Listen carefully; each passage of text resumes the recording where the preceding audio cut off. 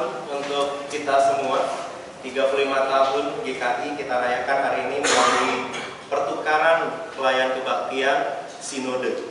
Jadi hari ini pendeta-pendeta GKI melalang buana ya, dari Batam, Kepulauan Riau sampai ke Bali ya, tuker semua ya, bingung deh ini jemaat-jemaat banyak kedatangan pendeta-pendeta dari berbagai tempat ya. Dan ini juga saya pertama kalinya melayani dalam kebaktian umum minggu GKI Mangga Besar. Jadi izinkan saya memperkenalkan diri terlebih dahulu. Perkenalkan, nama saya Krisnadi. Saat ini saya melayani sebagai pendeta jemaat di GKI Terongan Semarang. Saya datang dari Semarang bersama istri dan anak saya ada di sana. Dan Bapak Ibu Saudara, saya aslinya dari Jakarta. Jadi jangan diajak ngomong bahasa Jawa dulu karena 5 tahun belum bisa membuat saya belajar sepenuhnya gitu. Mengerti tapi balasnya belum bisa. Ya, karena saya dari Jakarta, oleh sebab itu orang tua saya juga bisa mampir bersama-sama dengan kita saat ini. Ya, jadi pulang kampung ya. Demikian perkenalan singkat dari saya. Salam kenal buat kita semua. Dan saya juga mau menyampaikan salam dari saudari-saudara kita di GKI Terongan untuk Bapak Ibu Saudara di GKI Mangga Besar ini. Tuhan beserta kita sekalian. Ya, Bapak Ibu Saudara, tema perenungan kita saat ini adalah GKI sebagai gereja persekutuan yang misioner. Ya, Bapak Ibu Saudara, pertanyaan pertama buat kita semua, Bapak Ibu Saudara bangga gak sih jadi bagian dari GKI? Ya. Ada yang tahu GKI itu berapa banyak dari Kepulauan Riau sampai ke Bali? Tadi kayaknya ada petunjuknya tuh di tayangan ya. Ada berapa jemaat GKI di seluruh Indonesia? Ada 230. Dan saya bersyukur Bajem kami di Semarang ada namanya Bajem Kuda Payu, itu yang akan menjadi jemaat ke-231 dan menyusul ada 2 lagi tadi yang disampaikan ya. Nah, bersyukur ada sebanyak itu jemaat, ya itu juga bagian dari penyertaan Tuhan. Dan tahukah kita bahwa yang kita rayakan saat ini bukan hari lahirnya GKI? Karena kalau Bapak Ibu Saudara menyadari, kita berjemaat sudah lebih lama dari itu, betul ya? Bapak Ibu Saudara di sini GKI Mangga Besar, saya tidak tahu persisnya ulang tahun keberapa tahun ini, gitu. Tapi mungkin bisa lebih lama dari ulang tahun GKI yang saat ini baru 35 tahun. 40 tahun. Oh, Mangga Besar 40 tahun ya, luar biasa kan? Jadi lebih lama lagi dari ulang tahun kita secara sinode, karena yang kita rayakan saat ini adalah HUT penyatuan GKI. Bapak Ibu Saudara, entah ini memercik rasa bangga atau tidak, tapi Bapak Ibu Saudara pernah bayangkankah 3 sinode yang berbeda kemudian menyatakan diri untuk menjadi satu? Kalau kita pikir kan sama-sama GKI, GKI Jabar, GKI Jateng, GKI Jatim gitu ya. Tapi dulunya 3 sinode ini betul-betul berbeda loh. Jadi kita bisa membayangkan misalkan seperti di sini ada GKY dekat sini ya. Kalau tanya Mangga Besar pasti bilang oh itu GKY gitu ya. GKY, terus ada GPIB misalkan, lalu ada GKJ. Bayangkan 3 sinode ini menjadi satu. Wah, itu pasti luar biasa ya. Kok bisa ya ini 3 sinode melebur menjadi satu, meninggalkan namanya masing-masing, membentuk nama yang baru. Sementara banyak gereja yang kemudian saling meninggalkan satu dengan yang lain, memecahkan diri gitu ya. Tapi ini kok menyatu. Nah, seperti itu juga sebenarnya GKI Jabar, GKI Jateng, GKI Jatim 35 tahun yang lalu, 26 Agustus 1988 di Wisma Kinasi, 3 sinode ini kemudian menyatakan menjadi satu. Nah, ini kalau buat saya pribadi suatu kebanggaan tersendiri, dan saya bangga sekali kalau pertanyaan ini diajukan ke saya. Saya bangga sekali jadi bagian dari GKI. Dulu mungkin waktu remaja pikirannya saya pernah berpikir GKI itu kayak nggak asik. Di sini ada teman-teman muda dibandingkan gereja-gereja lain, kok kayaknya lebih gemerlap, lebih rame gitu ya, lebih hidup. Kok GKI nyanyi lagu yang kita aja susah nih baca notnya salah satu gitu ya, salah-salah gitu. Ngapain sih seperti ini gitu. Kadang mungkin kita sempat berpikir seperti itu. Tetapi ketika saya masuk lebih jauh, saya belajar teologi, lalu kemudian melihat apa yang dihargai oleh GKI, diperjuangkan oleh GKI, saya sungguh-sungguh bersyukur menjadi bagian dari GKI. Ya. Nah, Bapak Ibu Saudara, bersyukur kan, bangga kan menjadi bagian dari GKI? 1, 2, 3, bangga kan? Ini momen good ya, jadi bilang aja bangga dulu gitu. Tapi Bapak Ibu Saudara, kebanggaan kita ada di tengah-tengah situasi yang kekinian saat, yaitu mudahnya seseorang pindah jemaat, pindah gereja. Ya, pandemi mengajarkan kita ibadah online, bukan? Dan ibadah online di YouTube itu bukan hanya satu, bukan cuma GKI Mangga Besar, tapi ada GKI lain, ada gereja lain, sinode lain, gitu ya. Kita nggak suka dengar yang satu, ibadahnya menjemukan, khotbahnya kok nyindir-nyindir saya gitu lah, pindah aja yang lain, cepat sekali kita. Dan itu terbawa, situasi sudah pandemi sudah mereda, kita kembali onsite, banyak orang mudah pindah. Ya. Saya bersyukur kalau pindahnya sesama GKI, itu sangat bersyukur. Bersyukur juga kalau pindahnya sama-sama Kristen ya, yang penting Kristen betul ya, daripada ke tempat lain. Tapi Bapak Ibu Saudara, fenomena ini apakah tidak menggelitik kita kemudian? Apakah fenomena ini tidak membuat kita bertanya, sebenarnya apa sih yang kita cari dari gereja? Kenapa kita mudah sekali untuk pindah? Kenapa banyak orang mudah sekali untuk kalau tidak senang cari gereja lain? Lalu apa yang sebenarnya kita cari dari gereja? Gereja itu apa sih sebenarnya? Apakah soal saya harus nyaman, saya harus damai sejahtera? Bapak Ibu Saudara pernah sering mendengar kalau orang pelayanan tanda dia sudah melakukan yang benar apa? Damai sejahtera gitu ya. Pernah dengar ada pelayan bilang, wah saya damai sejahtera nih melayani di sini.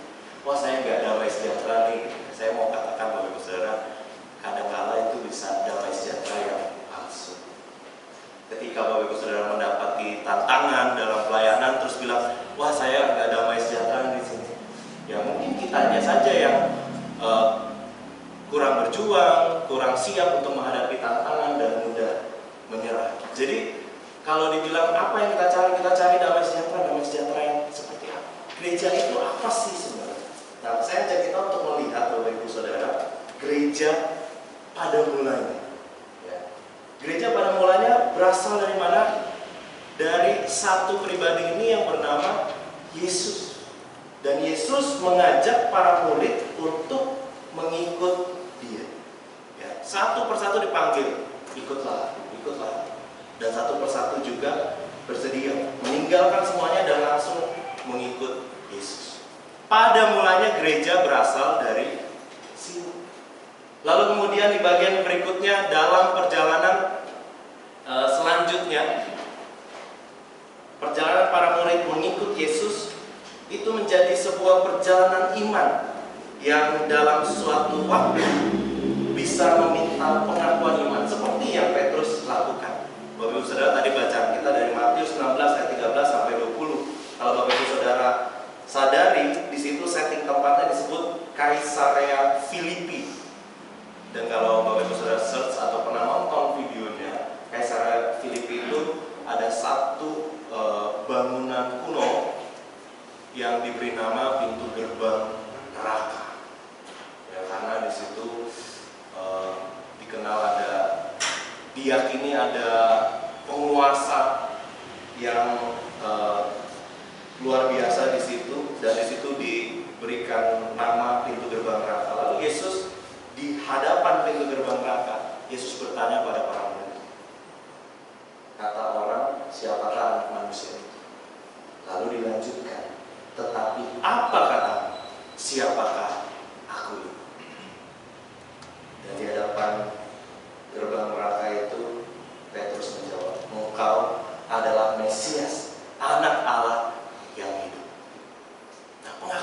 iman ini menjadi satu bagian yang tidak terpisahkan dari perjalanan iman. Kalau kita bilang ini cikal bakal gereja, ya betul. Sampai sekarang pengakuan iman itu menjadi bagian yang mendasar yang tidak terpisahkan dari sebuah gereja. Bapak Ibu Saudara, tahukah kita punya konfesi GKI tahun 2014? Ada yang hafal? Jangan dihafal ya, saya pun gak hafal ya. Tapi dibaca-baca nanti berulang-ulang bisa hafal. Kalau dipakai di sini kita pakai gaya nanti ya. Enggak ya, pengakuan iman rasuli ya. Kalau dipakai itu bacaannya panjang gitu. Nah, jadi kita agak bosan. Tapi kalau kita lihat teksnya, di situ bicara soal apa yang GKI imani, apa yang GKI perjuangkan. Nah, pengakuan iman ini menjadi bagian yang tidak terpisahkan dari perjalanan iman sebuah gereja. Dan berangkatnya dari sini. Lalu dalam perjalanan selanjutnya, setelah Roh Kudus dicurahkan, para murid juga memiliki karunia yang memampukan mereka untuk melayani dan memberitakan kabar baik. Itu disampaikan juga di Roma 12 ayat 1 sampai 8. Ya, kabar baik apa? Seperti yang diungkapkan di Yesaya dan juga yang diungkapkan di Mazmur. Ada sebuah kabar damai sejahtera yang mau disampaikan bahwa Allah akan memulihkan umatnya. Bukan hanya umat Israel, tapi bangsa-bangsa. Allah kita akan menjadi Tuhan bagi semua orang, dan Tuhan yang begitu baik, yang penuh kasih, yang mengampuni, yang merangkul semua orang. Dan itu yang terus diberitakan oleh para murid. Tetapi untuk memberitakan itu, untuk mereka bisa melayani banyak orang, itu perlu karunia. Nah, tapi sekarang kita lebih jauh lagi, kita menemukan. Bapak Ibu Saudara sadar, apa sih itu karunia? Karunia itu adalah pemberian Allah. Tiap kali kita menyebut kata karunia, kita sadar ini adalah sebuah pemberian, bukan dari kita sendiri. Ya, memang nanti bisa setelah ini kan ada pendalaman khotbah ya, hari Selasa ya. Nah, ini mungkin bisa didalami, apa sih bedanya karunia dengan bakat? Kita merasa bahwa ya kita memang sudah begini, kita bisa melakukan. Tetapi tiap kalau kita bilang bahwa ini adalah karunia, maka kita tahu ini adalah pemberian dari Allah. Jadi karunia, pemberian Allah. Lalu apa yang kita ketahui tentang pengakuan iman? Apa yang Yesus katakan tentang pengakuan iman? Yesus bilang berbahagialah ketika Petrus mengakui imannya, engkau adalah Mesias, anak Allah yang hidup. Yesus berkata, berbahagialah, sebab bukan manusia yang menyatakan itu, melainkan Bapakku yang di surga. Bahkan sampai di level pengakuan iman saja, itu adalah pemberian Allah. Allah yang menyatakannya kepada kita. Allah yang memberikan pengakuan itu dalam hati dan mulut bibir kita, sehingga kita bisa mengatakan, ya, Yesus adalah Tuhan, Yesus adalah Mesias, anak Allah yang hidup. Nah, sampai di sini dua, karunia dan pengakuan iman, dua hal yang paling mendasar dalam gereja. Gereja nggak bisa hidup, nggak bisa survive, nggak ada karunia, nggak ada pengakuan iman, nggak bisa. Tapi kita lihat dua hal ini ternyata sama-sama pemberian Tuhan. Jadi apa yang mau disampaikan?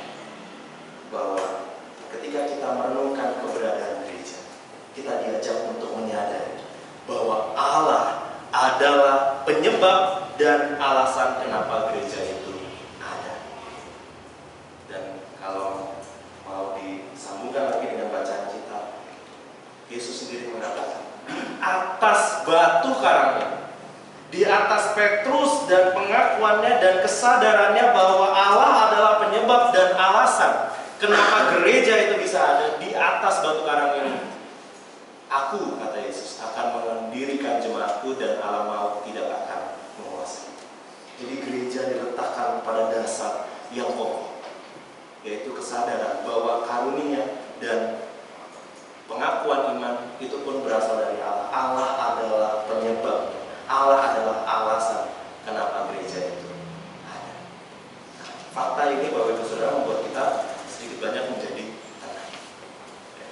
Ketika kita diminta untuk melayani di gereja, ya, kita mungkin ada begitu banyak rinduan, ada begitu banyak keprihatinan dalam gereja kita masing-masing. Saya katakan tidak ada jemaat yang sempurna. Ya, di sini ada saya dari Teroman, terus ada Bapak Ibu dari GKI Nurdin, ada Bapak Ibu Saudara dari Gereja Besar. Mana gereja yang paling sempurna? Mana jemaat yang paling Sama-sama ada hal yang mungkin kita banggakan, tapi ada hal-hal yang mungkin kita prihatin melihat gereja saya. Tetapi firman Tuhan hari ini mengingatkan bahwa Allah adalah penyebab dan alasan.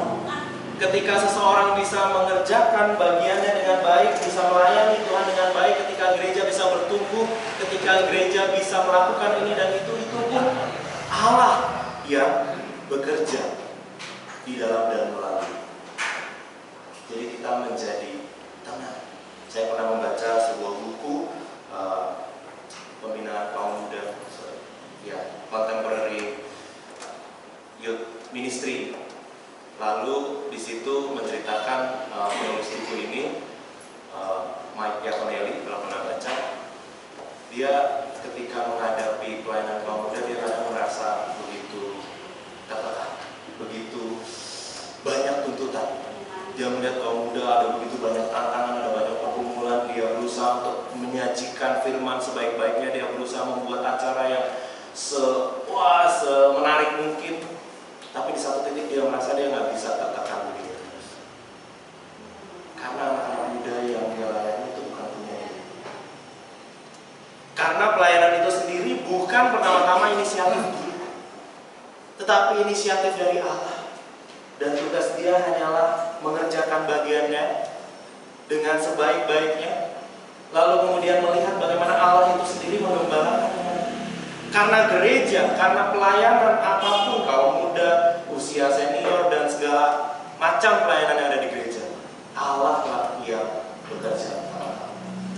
Ketika kemarin di GKI Peterongan ada pembinaan liturgi dengan Pendeta Rasid Rahman, ya, beliau juga mengatakan demikian, bahwa pertama-tama ibadah ini adalah Yesus yang mengorbankan diri.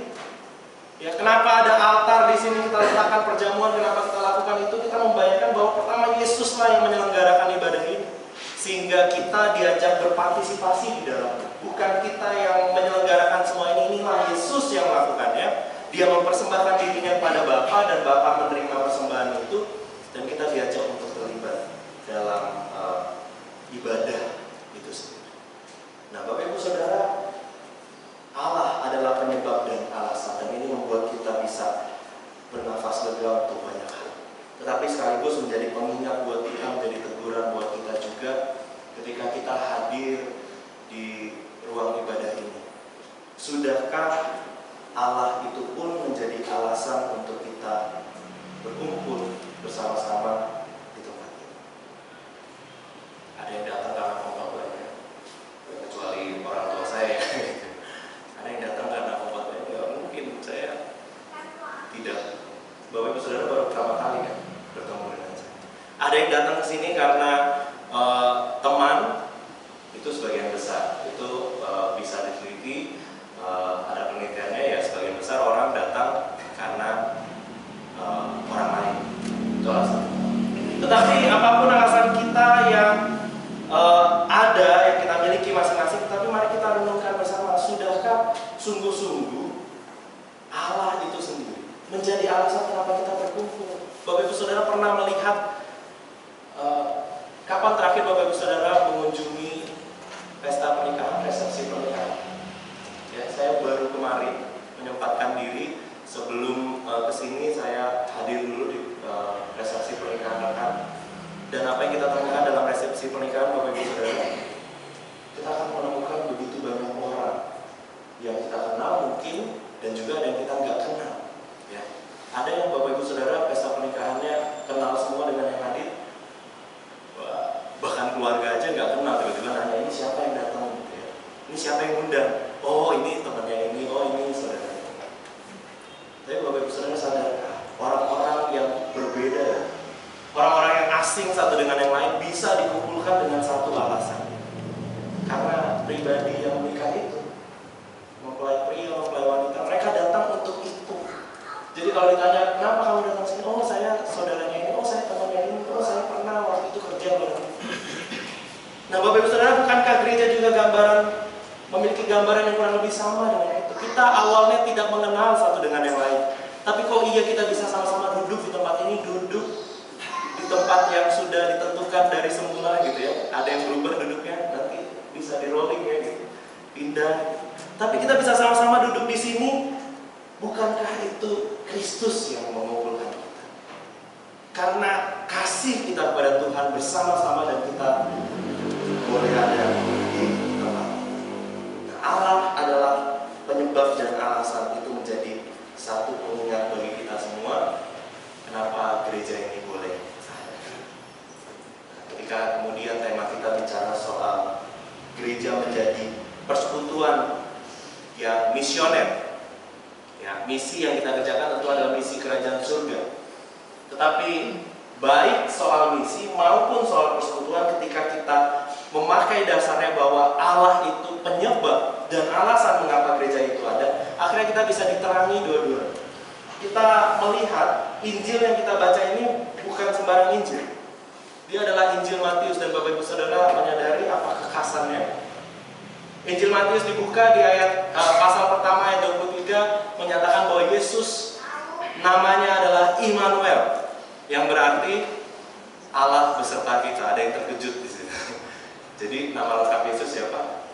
Yesus Immanuel Kristus. Gitu. Kok kayak nama pendeta?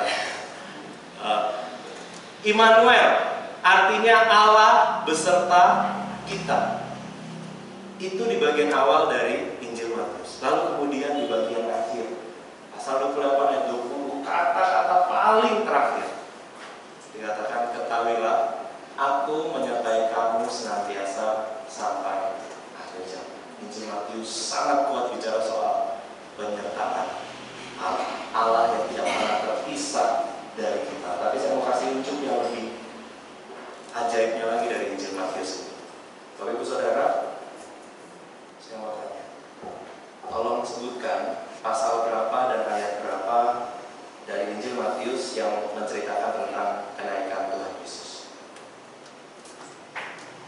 Ayo, kuis hati lah. Coba mundur sedikit ya, boleh ngintip, yuk kita ngintip. Matius pasal 28.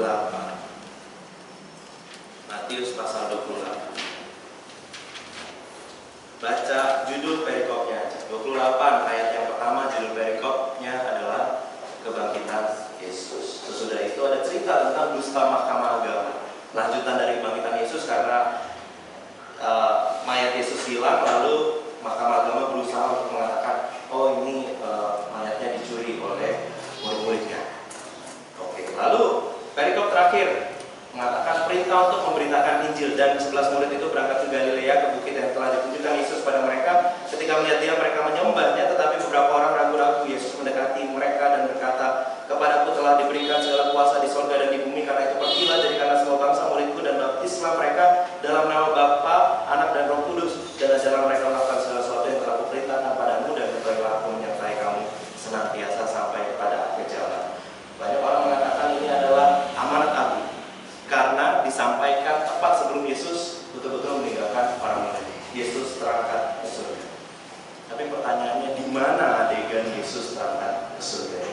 Oh, karena ini disebut Galilea, tapi tidak ada menyebutkan soal Yesus terangkat ke surga. Bukan berarti Yesus tidak terangkat ya, karena itu dicatat dalam kesaksian Injil lain. Tapi Bapak Ibu Saudara, bayangkan ketika satu komunitas, satu kelompok orang atau beberapa orang mendapatkan Injil Matius saja. Mereka nggak pernah baca Injil yang lain, Lukas, Markus, Yohanes, tapi diberikan hanya Injil Matius. Bayangkan itu adalah orang Yahudi, dan bayangkan itu adalah orang yang berteriak, salibkan Yesus, dan mereka kemudian membaca Injil Matius. Yang mereka ketahui, Yesus bangkit, dan Yesus bilang, aku menyertai kamu senantiasa sampai akhir zaman. Jadi mereka akan membacanya gimana? Di mana para murid-murid itu ada, Yesus ada, dan mereka akan sangat ketakutan. Mereka yang menyalibkan Yesus, ternyata Yesus bangkit, dan Yesus masih ada bersama-sama dengan mereka sampai pada akhir zaman. Dan orang yang menyalibkan Yesus ini mungkin akan sangat ketakutan. Mereka tidak tahu bahwa Yesus naik ke surga. Mereka tahu ini Yesus ada bersama-sama dengan para murid. Dan itulah yang para murid lakukan. Ketika mereka berkumpul, mereka memecah-mecahkan roti. Mereka kemudian saling membasuh kaki satu dengan yang lain. Mereka saling mendoakan, mereka saling mengantar makanan, mereka saling mengasihi. Orang yang di luar, yang hanya baca Injil Matius, yang nggak tahu Yesus naik ke surga, mereka akan berpikir, oh Yesus masih ada bersama-sama dengan mereka. Karena kehangatannya sama, karena persekutuannya sama. Dan ketika mereka melayani, mereka memberitakan Injil dengan begitu giat. Lagi-lagi saya membayangkan orang yang hanya membaca Injil Matius akan berpikir, oh iya itu karena Yesus yang memberi kekuatan pada mereka, Yesus yang mendorong mereka. Dan Yesus sungguh-sungguh dirasakan kehadiran. Nah Bapak Ibu Saudara, gereja menurut Injil Matius adalah seperti itu. Bahwa gereja itu bisa membuat orang lain merasakan Yesus itu selalu ada dan terus menyertai manusia. Tidak pernah meninggalkan. Kita yang tahu Yesus naik ke surga, kita menyadari dengan iman Yesus ada bersama-sama dengan kita saat ini. Tapi bagi orang-orang yang mungkin tidak percaya, ketika Yesus naik ke surga, mungkin mereka berpikir ya Yesus sudah tidak ada lagi. Tetapi kehadiran itu nyata melalui persekutuan kita dan melalui misi kerajaan surga kita. Dan itu yang membuat kita juga menjadi tenang ketika kita mengerjakan begitu banyak hal, kita menyadari Yesus ada di tengah-tengah kita. Saya tadi katanya di kata pembuka kan sudah berbagi cerita ya. Saya kemarin di GKI Petronan bersyukur sekali ketika kami ada persekutuan doa. Di situ saya beri nama persekutuan doa itu ruang aman. Jadi tujuannya adalah kami saling mendoakan, lalu kemudian setiap orang boleh bersaksi tentang sesuatu. Ya. Lalu kemudian ada seseorang yang membuka dirinya untuk menceritakan pergumulan hidup. Begitu pelik, begitu berat, dan begitu mencengangkan. Lalu Bapak Ibu Saudara, apa yang terjadi, ada seorang yang lain yang hadir setelah orang ini menceritakan pergumulannya yang dia akhirnya berani buka di hadapan jemaat yang lain. Lalu seorang ini datang dan dia bilang, tempatmu memang di sini, kamu diterima di sini, kamu dikasih. Dan akhirnya satu-satu datang lalu memegang pundaknya dan mereka bertangis-tangisan. Saya juga yang ada di situ ikut menangis dan kami sama-sama mendoakan. Selepas peristiwa itu ya, ini kayak KKR ya, tangis-tangisan didoakan ya, tapi itu terjadi begitu saja. Selepas kejadian itu, kemudian seorang jemaat yang lain mengatakan dia merasakan Yesus ada di tengah-tengah kami di sana. Nah, saya mau mengatakan bukan berarti mengklaim Yesus waktu itu ada di GKI Petronan ya, bukan. Yesus ada di tengah-tengah kita semua. Tapi Bapak Ibu Saudara, rindukah kita untuk membangun gereja kita sungguh-sungguh membuat orang lain merasakan Yesus selalu ada dan terus menyertai manusia. Bahkan bukan hanya untuk jemaat kita, tapi untuk lebih luas lagi, Yesus itu selalu ada. Dan itu yang membuat orang lain menjadi yakin dan percaya. Dan itulah misi yang sesungguhnya yang bisa kita sampaikan, kita bisa beritakan kepada orang-orang. Dan Bapak Ibu Saudara, saya selalu teringat akan pesan dari siapa? Paus Fransiskus ya. Kemarin ada pernyataannya yang luar biasa, mengatakan bahwa khotbah lebih dari 10 menit, ada yang pernah membaca khotbah lebih dari 10 menit itu bencana. Ya, ini tadi saya nyalain stopwatch dan mohon maaf saya memberikan bencana pada Bapak Ibu Saudara selama 30 menit. Nggak apa-apa, ini momen saya sekali ya. Ikut GK sudah mau 30 menit, jadi saya sudah memberikan bencana Bapak Ibu Saudara. Tetapi Bapak Ibu Saudara, bagian baiknya maksud dari Paus Fransiskus menceritakan itu adalah begini. Karena menurut Paus Fransiskus, yang menyentuh hati orang itu bukan banyaknya kata-kata dan bukan kebisaan seseorang berorasi atau berkhotbah. Yang menyentuh kehidupan seseorang itu, yang menggetarkan hatinya, yang membuatnya berubah, yaitu Tuhan Yesus sendiri yang bekerja secara pribadi masing-masing kepada umat yang lain. Nah, itu juga diingatkan pada kita ketika kita bersekutu, kita mengerjakan misi kita mengerjakan sebaik-baiknya, dan nanti lihat bagaimana Allah sendiri bekerja, menyentuh kehidupan masing-masing pribadi satu persatu dalam dan dengan kuasa. Kiranya Tuhan melakukan kita. Selamat ulang tahun Tuhan.